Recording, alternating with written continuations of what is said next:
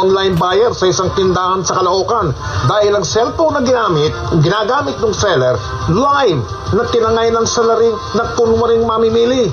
Panoorin natin ang pagtutok ni Emil Sumangil. Nasa gitna ng pagla-live selling ang tindera sa kanilang pwesto sa Maypaho, Caloocan kahapon nang lumapit ang isang lalaki at magtanong kung magkano ang rubber shoes na nasa estante. Wait lang guys ha. Hindi pinutol ng tindera ang live selling at nagpaalam saglit sa mga online parokyano para asikasuhin ang lalaking bibili raw ng 2 pares ng rubber shoes. Maayos na baksa.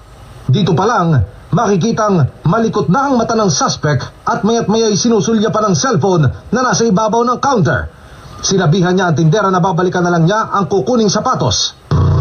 Bali magkano na akin, daan mo na lang. At nakiusap na ikuha siya ng bagong kahon ng rubber shoes. Maayos na ganyan, te.